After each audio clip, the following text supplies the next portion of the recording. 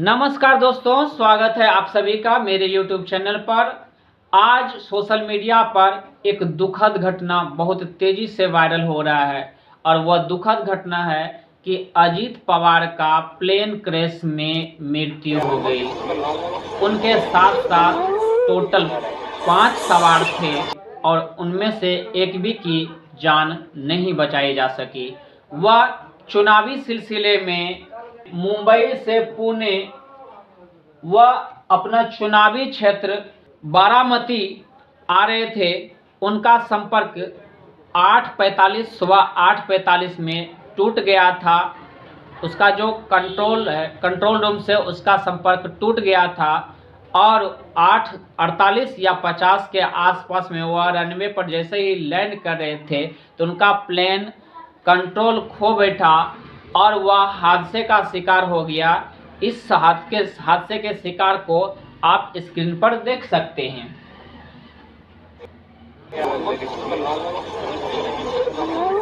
तो अब आइए हम इसके राजनीतिक करियर के बारे में बताते हैं। आप हैं अजीत पवार। आपका जन्म 22 जुलाई 1959 ईस्वी में होती है और शुरुआती शिक्षा दीक्षा होने के बाद वह राजनीति में प्रवेश कर जाते हैं। चूँकि राजनीतिक परिवार से संबंध रखते हैं इसलिए राजनीति में उसका शुरुआत से ही लगाव था। अजीत पवार उनके चाचा हैं। अजीत पवार के साथ साथ अजीत पवार जो हैं वह भारतीय राष्ट्रीय कांग्रेस में थे और उनके बाद वह भी इसमें शामिल हो गया भारतीय राष्ट्रीय कांग्रेस में। तो 1991 में बारामती संसदीय क्षेत्र से वह संसद बन करके दिल्ली में संसद में पहुंचते हैं। संसद बनकर संसद भवन में पहुंचते हैं। वहां से उसकी राजनीतिक करियर स्टार्ट हो जाती है। उनके बाद 1991 के बाद वो लगातार वहां पे उसका गढ़ माना जा रहा है बारामती क्षेत्र।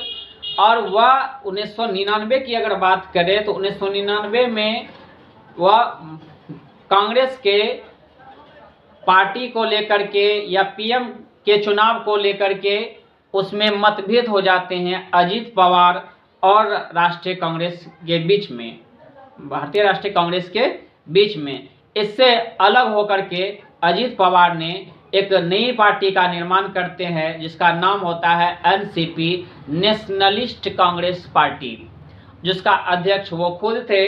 इसका निर्माणकर्ता खुद थे, वो अजीत पवार थे। उनके बाद हम चलते हैं आगे बढ़ के तो वह यूं ही उठापटक चलते रहता है दोनों के बीच, पार्टी के बीच में। तो कई बार वह उप मुख्यमंत्री बने और वो महाराष्ट्र में सबसे ज़्यादा बार उप मुख्यमंत्री बनने का भी उसके पास रिकॉर्ड है। तो अभी भी वो जो मौजूद थे एकनाथ शिंदे के साथ वो उप मुख्यमंत्री के पद पर बने हुए थे।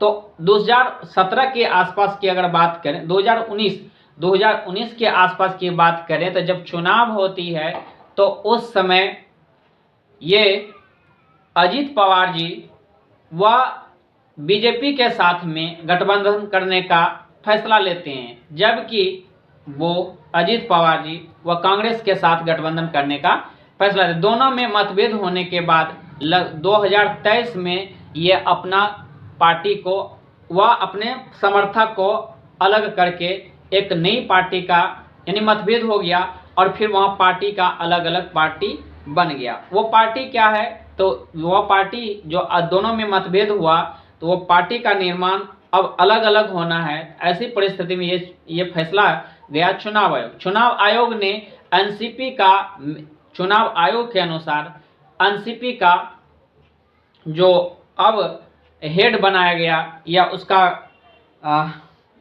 निर्माणकर्ता बनाया गया चुनाव आयोग के अनुसार तो अजीत पवार को, जबकि शरद पवार को एक नई पार्टी बनानी पड़ी। वो भी था party nationalist Congress party Sharad Pawar. Last में इसका नाम शरद पवार रखा गया। इसका जो चुनावी चिन्ह था एनसीपी का, जो कि पहले अजीत पवार ने बनाए थे, तो वह घड़ी था उसका। लेकिन जब इसने बनाए यानी चुनावी आयोग के बाद घड़ी तो रह गया उसका, इसका पार्टी का जो हेड करता वो बदल गया और वह अजित पवार बन गए एनसीपी का, जो कि पहले शरद पवार थे। और शरद पवार को एक नई पार्टी जो कि एनसीपी शरद पवार बनाया गया, उसका चुनावी चिन्ह दिया गया तुरही बजाता हुआ आदमी को बताया गया। उनके बाद से ये अभी भी मुख्यमंत्री के पद पर बने हुए थे। तो ये था अजित पवार के बारे में जानकारी।